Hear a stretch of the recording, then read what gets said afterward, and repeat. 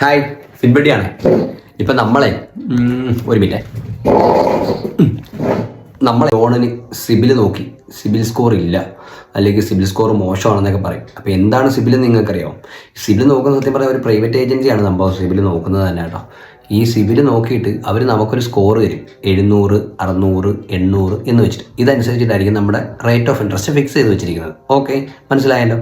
അപ്പോൾ ഈ പറയുന്ന ഒരു സംഭവം എന്ന് വെച്ച് കഴിഞ്ഞാൽ എങ്ങനെയാണ് ഈ -1 ഒക്കെ വന്നു കഴിഞ്ഞാൽ ഭയങ്കര പാടാണ് ലോൺ കിട്ടാനായിട്ട്. ചില ആളുകളുണ്ട്, ഞാൻ ഒരു ലോണും എടുത്തിട്ടില്ലെന്ന് പറയും. ഈ ലോൺ എടുക്കാത്ത ആളുകൾക്ക് ലോൺ കൊടുക്കുക എന്ന് പറയുന്നത് റിസ്ക് കൂടുതലായതുകൊണ്ട് അവരും -1 കാറ്റഗറിയിൽ വരും. അപ്പോൾ അതുകൊണ്ട് അവർക്കും റേറ്റ് കിട്ടാനുള്ള ഭയങ്കര പാടായിരിക്കും ലോൺ കിട്ടാൻ വേണ്ടിയിട്ടോ.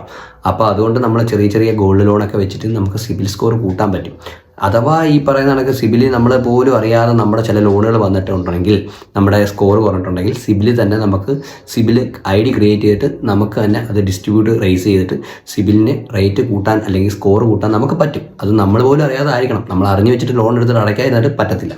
ഓക്കെ, അപ്പോൾ അതുകൊണ്ട് സിബിൽ സ്കോർ നിങ്ങൾ നോക്കുക. സിബിൽ സ്കോർ കുറഞ്ഞു കഴിഞ്ഞാൽ ഇൻട്രസ്റ്റ് റേറ്റിനെ ബാധിക്കും. ലോൺ കിട്ടത്തില്ലെന്ന് ഞാൻ പറഞ്ഞില്ല. ലോൺ തരുന്ന ഒരുപാട് ബാങ്കുകളുണ്ട്. ലോണൊക്കെ കിട്ടും, പക്ഷേ റേറ്റ് കൂടുതലായിരിക്കും. റേറ്റ് കൂടിയിട്ട് പിന്നെ നമ്മൾ പോയി വഴക്കുണ്ടാക്കിയിട്ട് എന്താ കാര്യം?